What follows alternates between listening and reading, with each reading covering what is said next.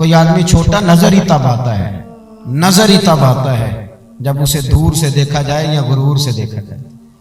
نہ ہم عاجزی سے دیکھتے ہیں نہ نیڑے جا کے دیکھتے ہیں، دور بیٹھے ہی بدگمانیاں، دور بیٹھے ہی بری سوچیں، اچھا گمان اپنی زندگی میں آپ سوچ لیں کہ لوگ اچھے ہیں، پھر یقین کریں آپ کو بڑا مزہ آئے گا۔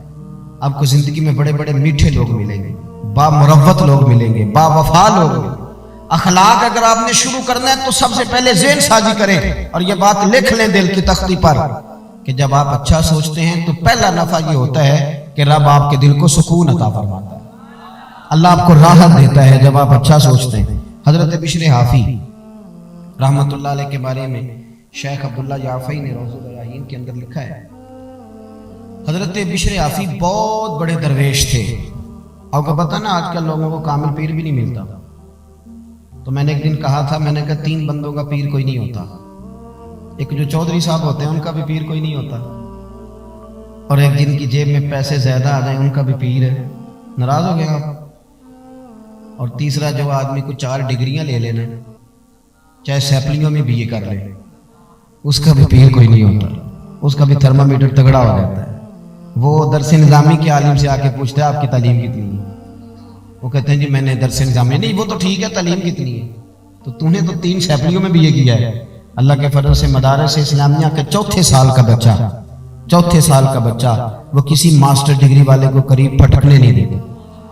کیا سمجھتے ہیں ٹسٹ پکڑا کوار گندل اسی اور بھی بوٹیاں جانتے ہیں؟ یہ تو ہم نے بچوں کو سمجھایا ہوا ہے کہ آپ کی زبان سے میٹھے جملے اچھے لگیں گے۔ آپ میری بات پر توجہ کریں۔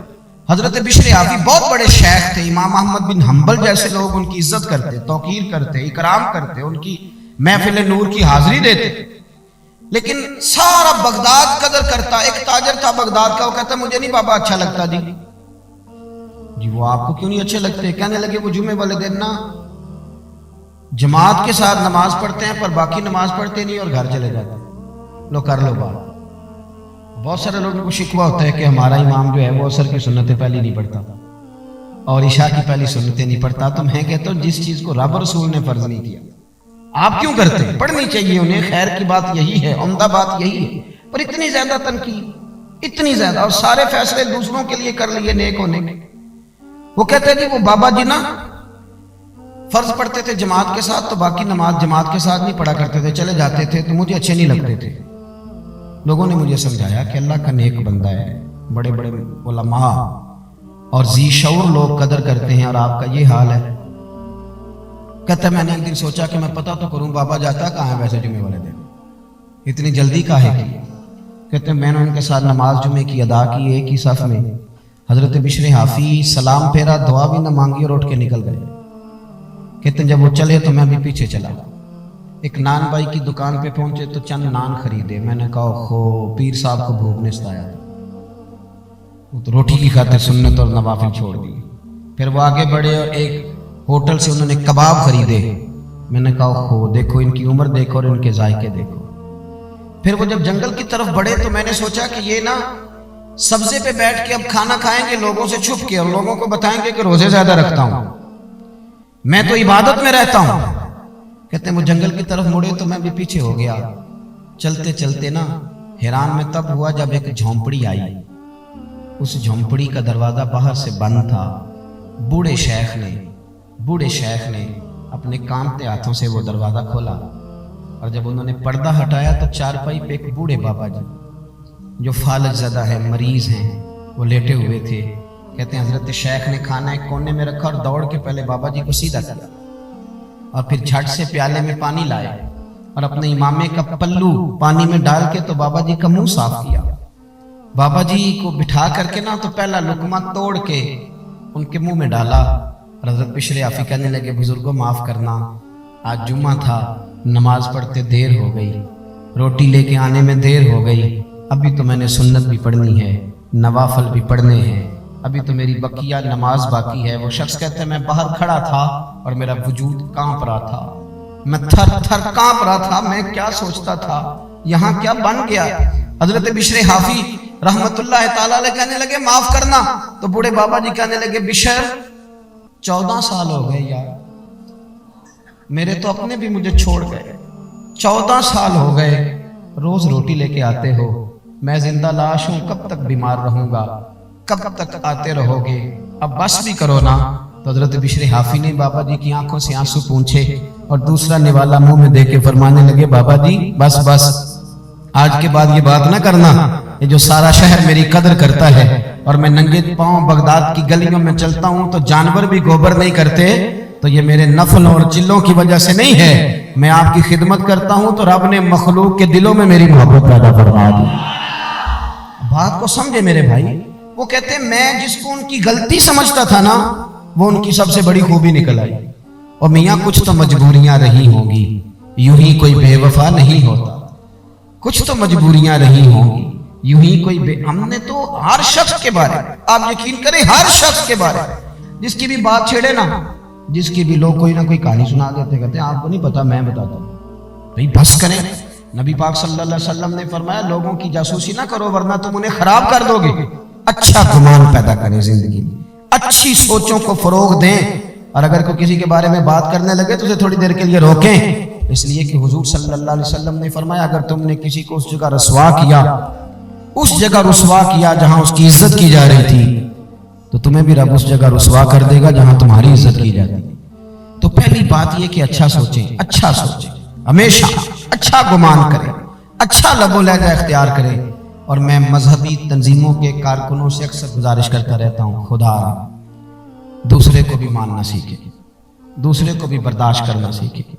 اگر آپ یہ کہہ دیں گے کہ میں ٹھیک ہوں اور میری جماعت کا لیڈر ٹھیک ہے اور باقی سارے غلط ہیں، تو اللہ کے رسول صلی اللہ علیہ وسلم نے تو فرمایا میری امت کبھی گمراہی پہ جمع ہی نہیں ہوگی۔ تو آپ نے اتنے لوگ گمراہ کر دیے، نے سوچا ہی نہیں۔ تھوڑا برداشت، تھوڑا اپنے اندر حوصلہ، تھوڑا اچھا پن، تھوڑی اچھی سوچیں۔ دوسری بات جس اخلاق کی آج بڑی زیادہ ضرورت ہے، بڑی زیادہ، وہ یہ ہے کہ خودداری اور عزت نفس پیدا کریں۔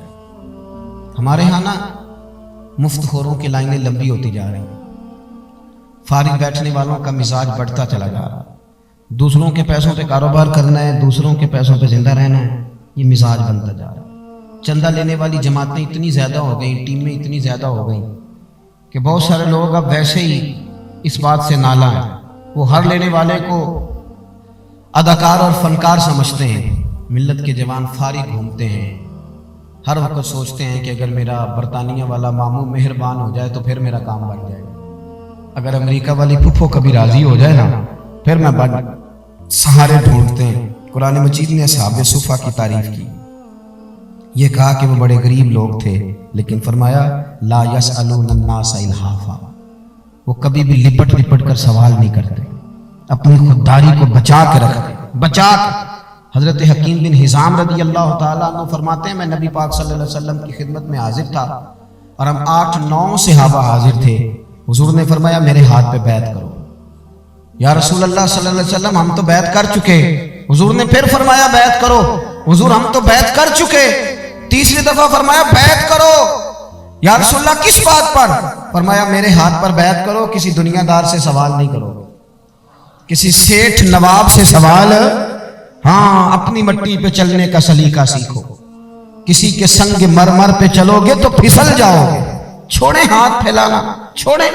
ہر وقت انسان یہی سوچتا رہے کہ فلاں سیٹھ راضی ہو گیا تو کام بن گیا، جھوٹ بولنا، خوشامدیں کرنا، دنیا داری کرنا، اس چکر سے باہر آئے ہیں۔ جب کو میرے نام پہ چندہ مانگنے نکلے گا کہ میاں عصمت صاحب آپ نے مولانا صاحب بلائے ہیں تو سنا ہے کہ آپ کو 40,000 روپیہ بھی دینا ہے، اور اس نام پہ جب چندہ اکٹھا ہوگا تو میری بات کا کوئی خاک اثر لے گا، وہ کہے گا حضرت تو کام لگے ہوئے ہیں، وہ تو کاروبار کے لیے نکلے ہوئے ہیں، معاذ اللہ۔ خدا ہر چیز کے اندر تھوڑا خودداری کفے، تھوڑا عزت نفس کا خیال کرے۔ دنیا میں امیر آدمی کون ہوتا ہے؟ جو زیادہ مالدار ہو؟ نہ بھائی، امیر تو وہ ہوتا ہے کہ جو رب نے اسے دیا ہو پھر اس پر اسے قناعت بھی حاصل۔ مسند امام احمد بن حنبل میں نبی پاک صلی اللہ علیہ وسلم سے حضرت انس بن مالک نے پوچھا حضور ذلت کیا ہے؟ فرمایا لالچ نہ کرنا، ذلیل ہو جائے گا۔ عرض کی حضور عزت کیا ہے؟ عزت کیا ہے؟ عزت کیا ہے؟ اللہ کے رسول نے فرمایا جو رب نے تجھے دیا ہے نا، جو رب نے تجھے دیا ہے اس پر راضی ہو جا، اللہ تجھے عزت عطا فرما دے گا۔ چھوڑ دے دوسروں کی جیبیں دیکھنا، نکل آئیں اس دور سے باہر آئیں۔ حضرت سالم بن عبداللہ بن عمر، امام ابو نعیم نے لکھا ہے اس کو، حضرت سالم بن عبداللہ حضرت عبداللہ بن عمر کے صاحبزادے، اور جو تسلسل آ رہا ہے نا صوفیاء کا، اس جماعت کے سرخیل ہیں، اہل ذکر تھے، اہل وجد و سرور تھے، کیفیات والے لوگ تھے۔ حضرت سالم بن عبداللہ رضی اللہ تعالیٰ عنہ طواف کعبہ کے لیے تشریف لے گئے حرم مکہ میں، تو طواف آپ فرما رہے تھے تو اللہ تعالیٰ اپنے نیک بندوں کی محبت لوگوں کے دلوں میں ڈال دیتا ہے، لوگ دور دور سے آتے، آپ کی دست بوسی کرتے، دعا کراتے۔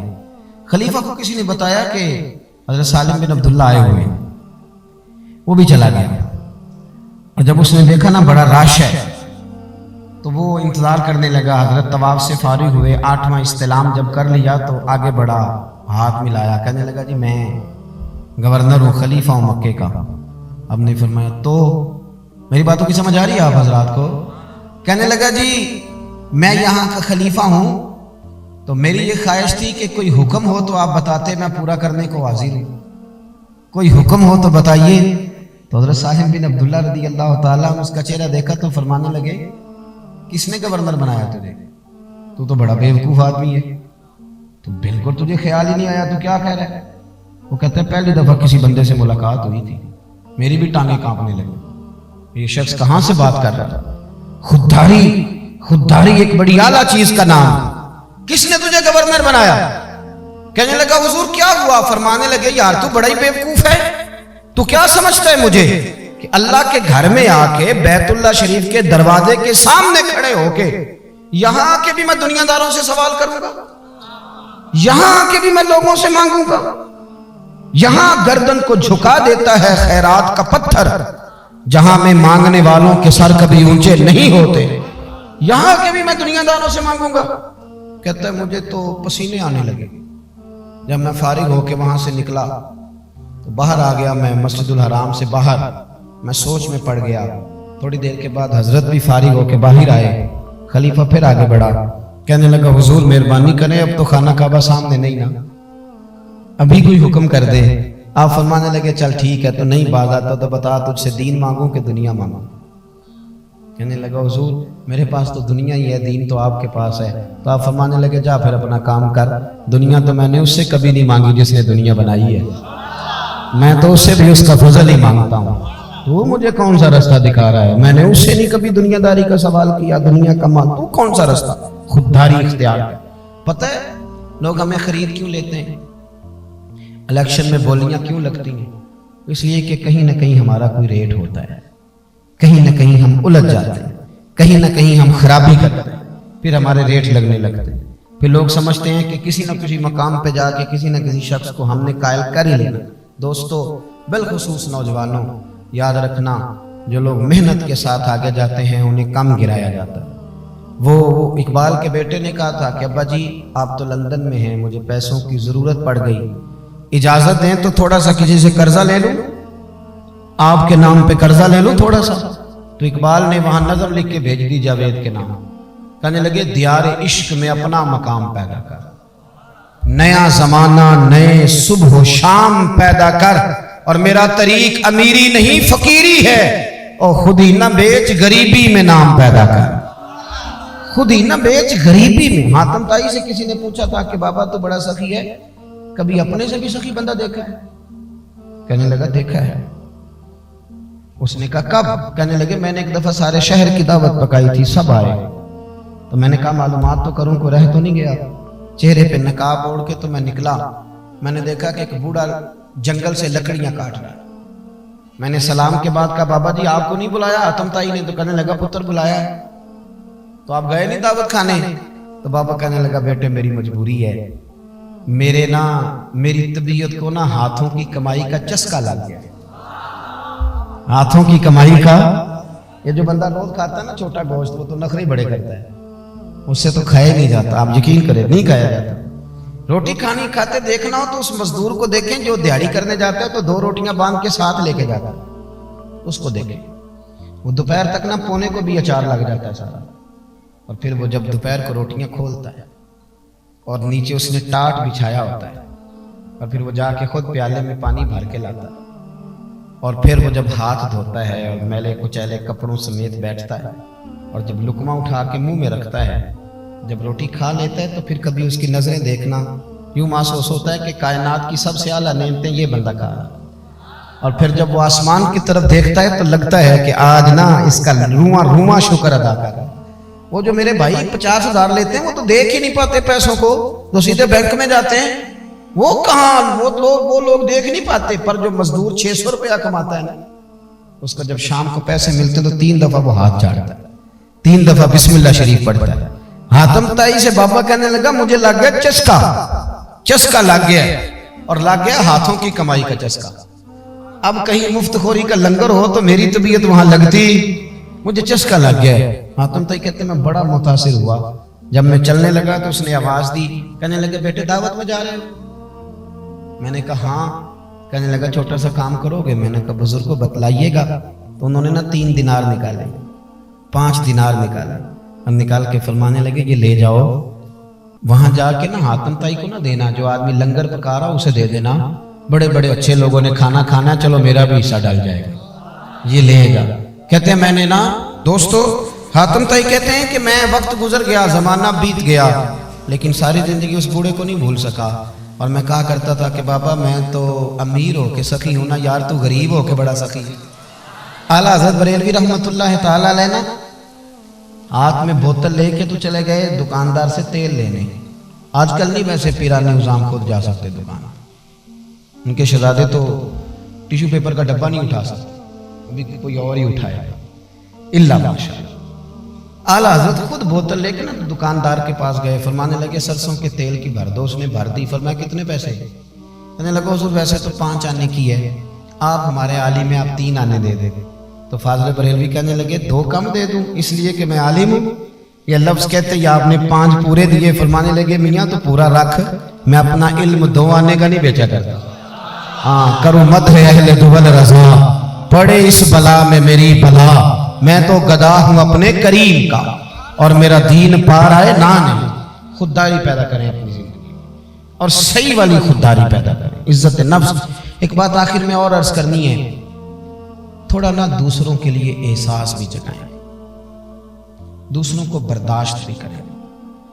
ضروری تو نہیں کہ میں سارا دن اپنے آپ سے پیار کروں، اپنے لیے آسانیاں اکٹھی کروں، اپنے بچوں کا اپنا ہی خیال کروں۔ اگر میرا نالائق بچہ نہیں پڑھتا تو جو میری بہن کا لائق بچہ ہے مجھے اس پہ انویسٹ کر لینا چاہیے۔ تھوڑا سا احساس، لوگوں کے درمیان نا بڑا گیپ آ گیا ہے، ہم سب کا نا ایک دائرہ کار ہے، ہم اس کے اندر مست رہتے ہیں۔ میرے ساتھ جو 5 6 7 لوگ ہیں میں ان کے اندر مست رہتا ہوں، میں کسی اور کی بات سننے کو تیار نہیں ہوتا۔ میرا دل کرتا ہے وہ تعریفیں کریں تو میں ان سے کروا لیتا ہوں، میرا دل کرتا ہے کہ اب وہ فلاں پہ تنقید کرے تو میں پروگرام بنا کے ان سے تنقید، ناراض تو نہیں ہو گئے آپ حضرات؟ ہم سب نے نا اپنا ایک حلقہ احباب، ہم کرتے کیا ہیں؟ ہم اپنے لیے جیتے ہیں، اپنی تعریفیں سنتے ہیں، اپنی زندگی میں مست رہتے ہیں۔